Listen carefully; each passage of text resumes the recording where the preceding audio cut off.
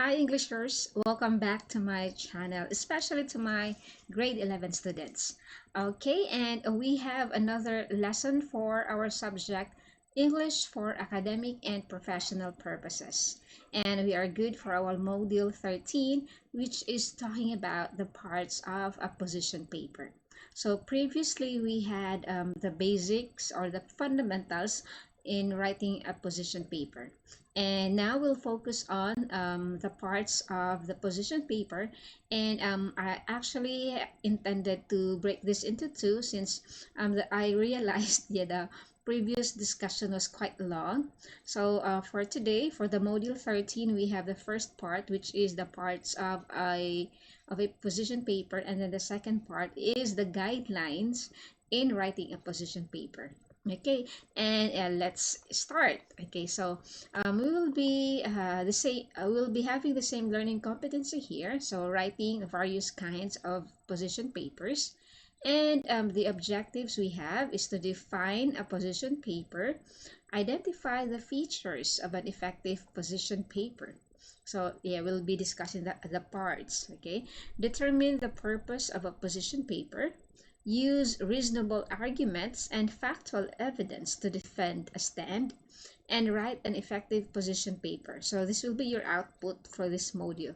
So after the discussing the parts of position paper, so I'll provide an example. So I'll also have to explain or discuss the example.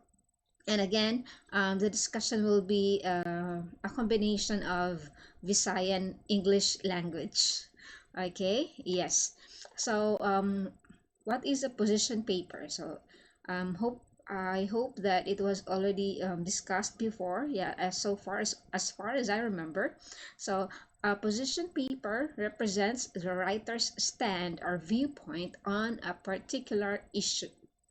Okay, writing a position paper requires outlining arguments and, in the end, proposing a course of action to change the problematic situation.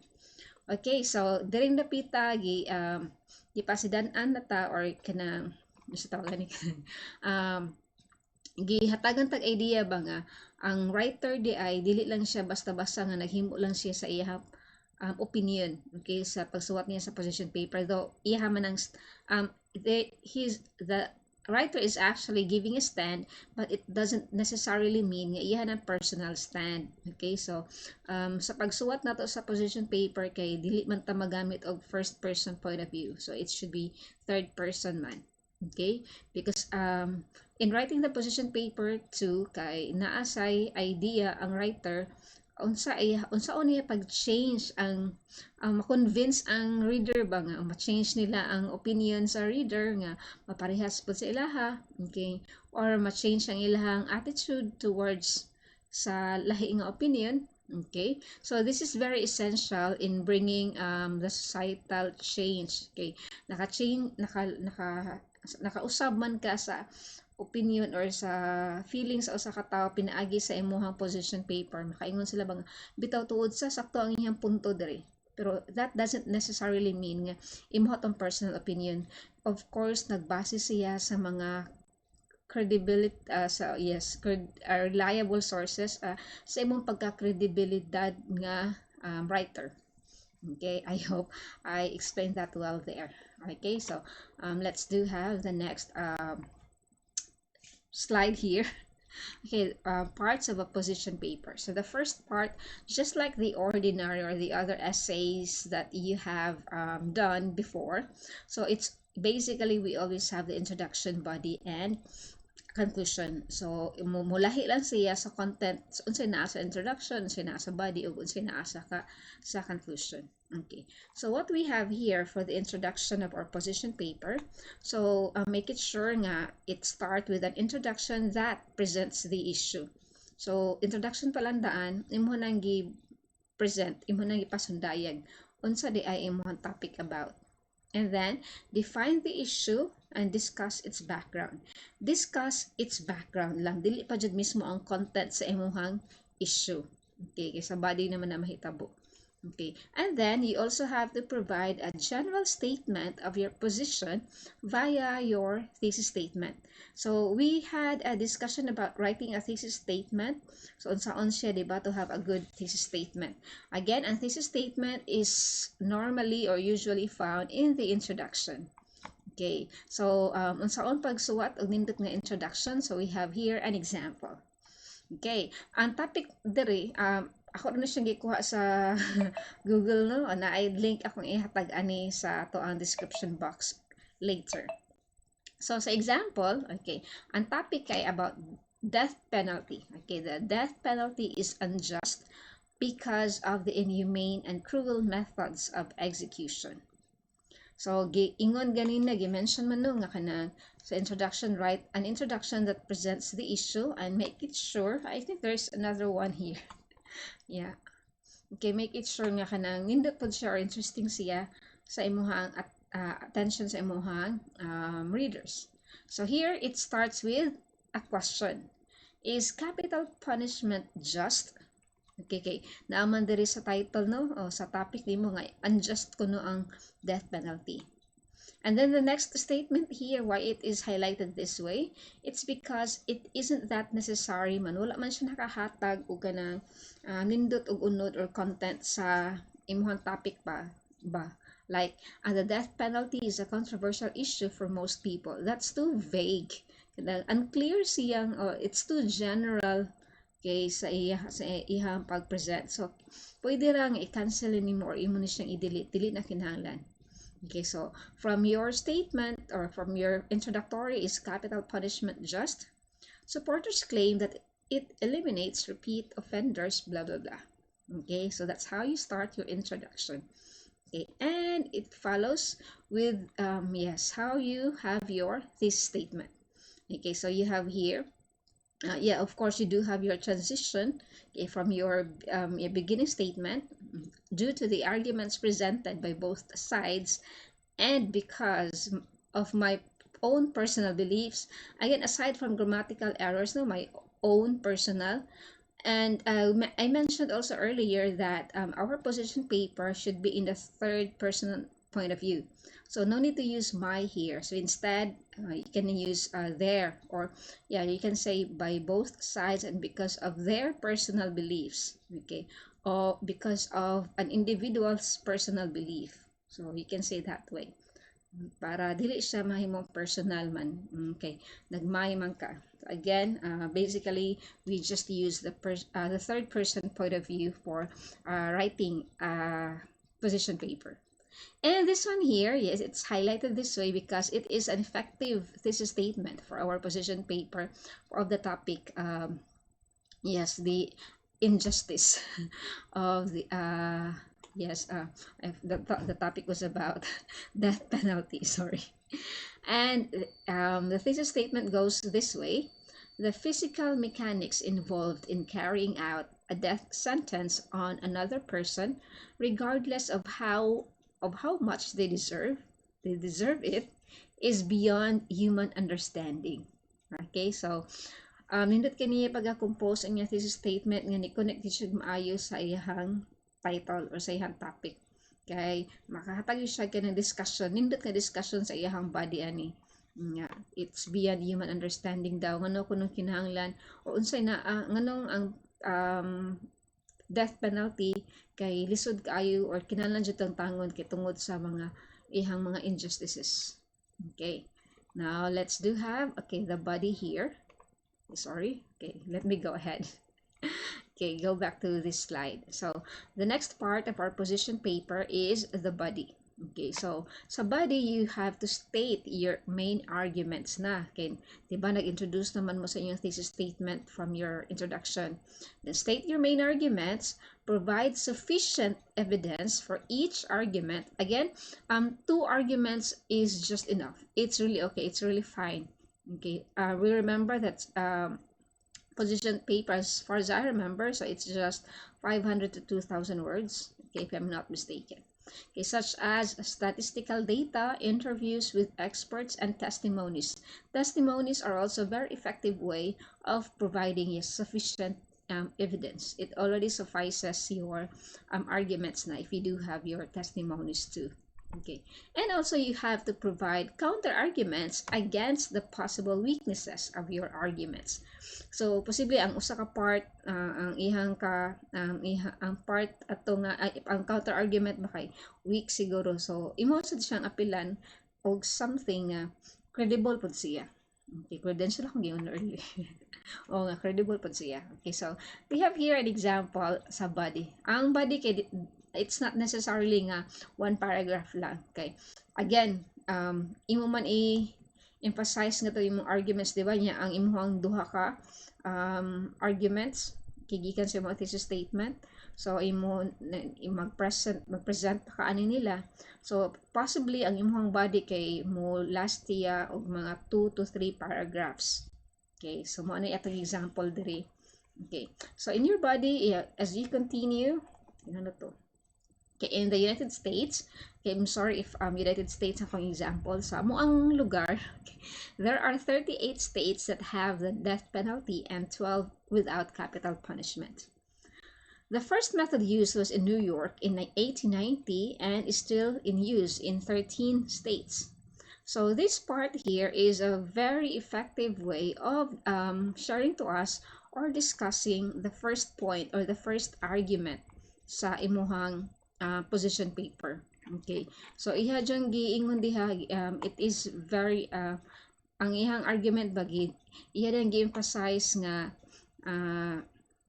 nga ang kanang pagka the word is kanang grabe ka crucial. Okay, kanang murag dili dinius or murag dili jud kanang sa inhumane jud siya. Okay, gigamitan jud siya og electric chair. Okay, so nindot siya pagka-present kay na siya mga graphic details, no, according sa ato ang writer. Okay, so mo na siya nga nindot siya pagkahimo. Okay, now let's do have our second part of our body. Okay, so here the next method of execution developed after the electric chair was the gas chamber. The gas chamber was first introduced. Okay, so aside from the electric chair, okay, na ako na gas chamber nga gigamit po okay sa pagkuan gigamit nila sa pag-accuse or to have that death penalty okay sa other states. Okay, so nasa gigamit nga lethal injection. Okay, this form was introduced in the US. Okay, atong gi-mention ganina sa body no nga okay, provide sufficient evidence, okay, statistical data. So naata sa iyahang mga statistical nata i-present karon nga statistical data o testimonies po di ay. So naata sa indicate your main arguments. Gi-introduce niya or gitagaan-tag idea unsa to ang mga lain-laing klase nga gigamit physically sa pag-execute sa death penalty. Okay, now let's go back here. Okay, here the belief. Okay, where is that? The belief that execution costs less than imprisonment is false. Okay, that part there is not also necessary. Maybe because it lacks the transitional words there. Naghatag naman siya og laing idea, di ba? Okay, so probably we can use another transition words there. So you might as well, you can also use the word on the contrary. Yeah, you say, on the contrary, okay, the belief that execution costs blah blah blah. Okay, so to have just an interesting change of topic man. Okay, para mas lig-on siya. So sa statistics argument nagigamit niya dire naa ang mga supporting evidence. Okay, so it is also very effective kay naay mga statistics nga gi-provide which makes your position paper very strong in terms of the argument. Naa dire gi-mention niya, okay, naa sa dire pila sa nahitabo sa una. So ako dili lang kay nako siya kuan kayo no you can screenshot this and also you can review. Okay, so nindot siya nga part sa muhang body. Okay, again naghatag siya og evidences sa sources nga makasupport sa imong argument. Okay, another part here sa imong body dara Okay, na ay mga sources, gikan sa mga reliable or credible sources po di ay. Okay, statistics po. Yeah, here. Okay, this is what we call the statistics part. Okay, less than 2% of police chiefs surveyed see the death penalty as an effective tool to help reduce crime, okay, according to Jackson 1. This proves those who support the death penalty are wrong. Okay, capital punishment does not deter potential murderers. This proves those who support the death penalty wrong, that say that capital punishment actually deters potential murderers. Okay, so naghatag na siya og kana counter argument no nga mao ni nga dili day dapat o mao ni siya ang hitabo.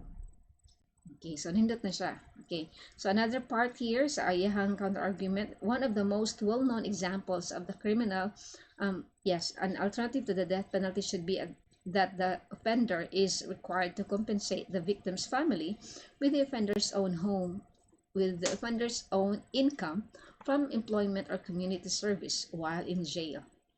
Okay, so there is no doubt that someone can do more alive than dead, of course, surely. Okay, so in here, one of the most well-known examples of the criminal contributing to the betterment of society is the case of Leopold. And okay, stating the names, it mentioned here, so which means to say, naa siya testimonies. Okay, mo na natong part, di ba sa body at nang nga mas effective siya kung mahatag ka og mga testimonies. Okay, so nindot siya nga part kay naa siya mga testimonies nga gihatag. So okay, this is that's also a great evidence, okay, to show or to make your position papers strong. Okay, strong siya kay na siya panghatag nga testimonies. Okay, so it is very effective, okay, in that way. Okay, kuan mo gud ka, maka-catch ka sa attention sa imong readers kay is humanizing. Okay, the term is humanize. Okay, so I hope na klaro na dihan napita. And let's have, okay, the third part of our position paper is the conclusion, which is this part here, okay, restating your position and main arguments. Restating here doesn't mean nga imo ra just yung copy paste unsa imong gisuwat sa body. Restating here means that it's like condensing on what is really your point sa imong body. Okay, so with conviction na ba ang imong pag-restate. And another thing, another content sa imong conclusion, suggest a course of action. So unsa day dapat kinahanglan buhaton? State what makes your position superior and more acceptable. Okay, and end it with a powerful closing statement such as a quotation, a challenge, or a question. In this case, imong topic kay about death penalty, no? So pwede ka mag a challenge or a question that makes it more interesting and more valid. Kay action man jud, so not necessarily kay feeling nako sa ako lang a quotation is could be another or a different title or a different topic. Okay, pero sa kaning death penalty kay stronger siya if you would have end it with a challenge or a question. Okay, let's have an example, okay, for our conclusion here. Okay, the American Heritage Dictionary of the English Language, okay, blah blah blah. Okay, it's being highlighted because there is a point there. Okay, we'll have here the death penalty has been a gross failure. The bottom line is that one method of execution is just as brutal and as barbaric as the next. And take note of our last statement here. Okay, capital punishment is not just and should be abolished from all remaining states that it still exists in. Okay, ang kaning highlighted nga part kay it actually means nga dili na siya kinahanglan pang i-mention or dili na siya kinahanglan i-part kay maka-weak siya sa imong conclusion. So you may start with the death penalty has been, okay, or yeah, you can actually start also with a transitional word. Okay, after restating your, di ba, kay nag-restate man kasi imong statement. Okay. Kuhaon nimo siya ang the first ang gi-highlight.